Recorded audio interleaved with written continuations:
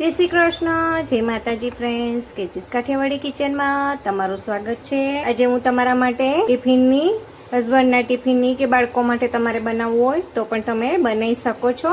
જય શ્રી કૃષ્ણ, જય માતાજી ફ્રેન્ડ્સ। આજે આપણે ટિફિનમાં ફટાફટ બની જાય તેવું 10 જ મિનિટની અંદર ટીંડોરા બટેટાનું ડ્રાય શાક બનાવીએ, જે બહુ મસ્ત લાગતું હોય છે। તો એના માટે મેં 250 ગ્રામ ટીંડોરા છે, એની સાથે નાના 4 બટેટા લીધા છે। એને ફટાફટ છોલી દઈએ, જે ખાવામાં ખૂબ જ ટેસ્ટી લાગતા હોય છે। તમે કઢી, દાળ ભાત જોડે પણ બનાવો ને તો પણ એ બહુ સરસ બનતા હોય છે અને ઇઝીલી 10 મિનિટની અંદર બની અને ઝટપટ તૈયાર થઈ જાય છે।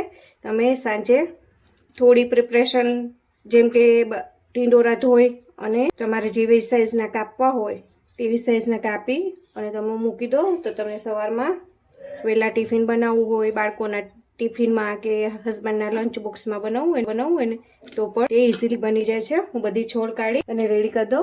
મેં છોલ કાઢી અને રેડી કરી દીધા છે। એને લાંબી સ્લાઇસમાં આપણે કાપી દઈએ, ટીંડોરા જેવા, જે ખાવામાં અને દેખાવામાં બંનેમાં બહુ સરસ લાગતા હોય છે। તો ફટાફટ એને આવી રીતે મીડિયમ સાઇઝના કરી દેવાના, જેથી ચડવામાં પણ એ આસાનીથી ચડી જાય। ટીંડોરાને તો પહેલાં જ વોશ કરી અને કટ કરી લેવાના। તમે તાત્કાલિક જ એને વોશ કરી અને પછી એ કરશો ને ફ્રેન્ડ્સ, તો તમારા શાકનો સ્વાદ પણ સારો નહીં લાગે અને ઓછા મસાલામાં। ફ્રેન્ડ્સ, બટેટા ધોયા એટલી જ વારમાં મેં કઢાઈ પણ ગરમ કરવા મૂકી દીધી હતી, જેથી આપણો ટાઈમ પણ બચે।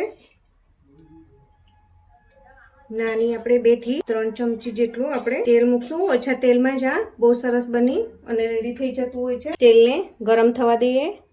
આપણું તેલ ગરમ થઈ ગયું છે। અડધીથી પણ ઓછી રાઈ નાખીશું ગરમીના કારણે, સાથે જીરું નાખીશું અને રાઈ અને જીરું સરસ તતડે એટલે આપણે તલ નાખીશું।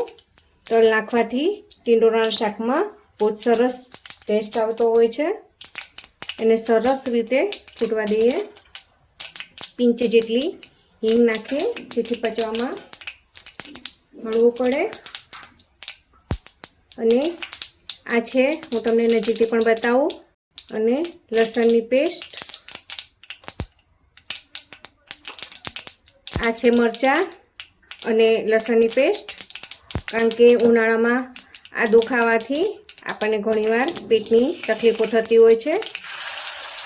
તમે ના ખાતા હોય તો તમે સ્કીપ પણ કરી શકો છો। તો તમે એકલા મરચાંની પેસ્ટ પણ લઈ શકો છો। બટેટા બધા નાખી અને એકવાર પ્રોપર ચલાવી લઈએ। હવે આપણે સમારીને રાખ્યા છે તે ટીંડોરા નાખી દઈએ।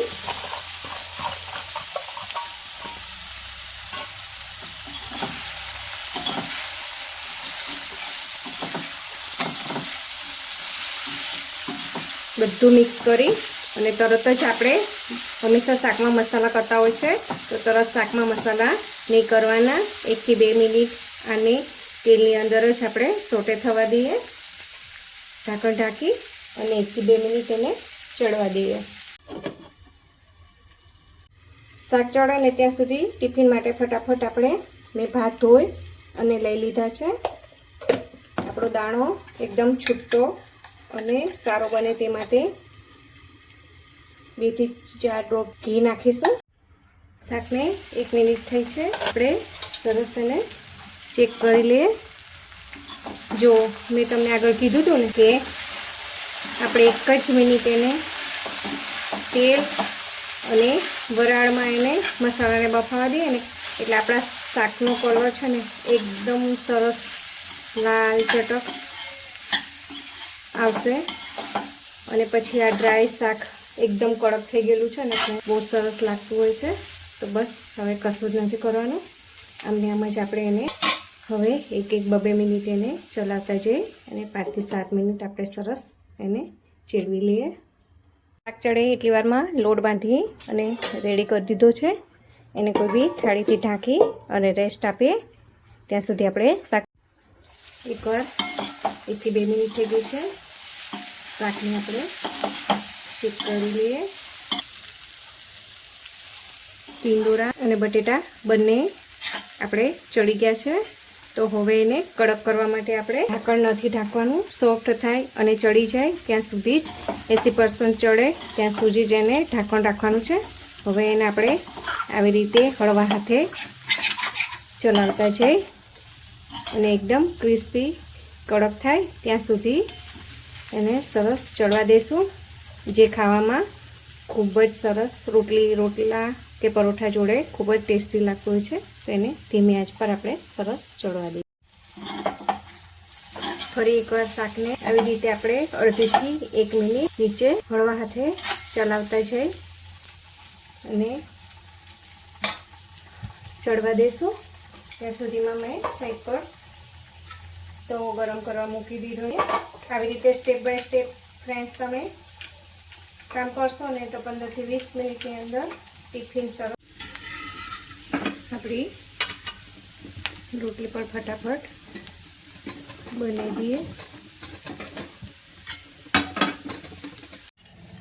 શાક અને ભાત બને ત્યાં સુધી આપણી રોટલી પણ ટિફિનની બનીને રેડી છે. ફુલકા લાસ્ટ રોટલી પણ આવી રીતે તમે ટિફિનની સ્ટેપ બાય સ્ટેપ બનાવશો ને ફ્રેન્ડ 20 જ મિનિટમાં તમારી રસોઈ પ્રોપરલી પૂરી બનીને રેડી થઈ જશે. આપણી રોટલી સોફ્ટ રહે માટે થોડી વાર એને રૂમાલથી ઢાંકી દઈએ. આપણું શાક 7 થી 8 મિનિટમાં બની અને રેડી છે. જેમ તમે એને સ્લો ફ્લેમ પર એને ચડશો ને એટલે એકદમ જ ક્રિસ્પી તૈયાર થશે. તમને નજીકથી પણ બતાવો. જો ગેસની ફ્લેમ બંધ કરી દઈએ અને આમ જ એને 1 થી 2 મિનિટ રહેવા દઈએ. તો તૈયાર છે આપણા રાઈ ગરમા ગરમ ટીંડોરા બટેટાનું સાથે છે સુખડી, જે મેં આગળના નેક્સ્ટ વિડીયોમાં બનાવી હતી. નથી જોયો વિડીયો તો જરૂરથી ચેક કરો. બહુ ટેસ્ટી બની હતી. તો તૈયાર છે આજનું ટિફિન આપણું 15 થી વધુમાં વધુ 20 મિનિટમાં બની અને રેડી છે. હસબન્ડના લંચ બોક્સમાં, ટિફિનમાં કે લંચ બોક્સમાં પણ બાળકોને આપો ને તો પણ એ પેટ ભરી અને મન ભરીને ખાતા હોય છે. તો જરૂરથી બનાવજો અને મને કમેન્ટમાં જરૂરથી કહેજો કે તમને ટિફિન રેસીપી કેવી લાગી.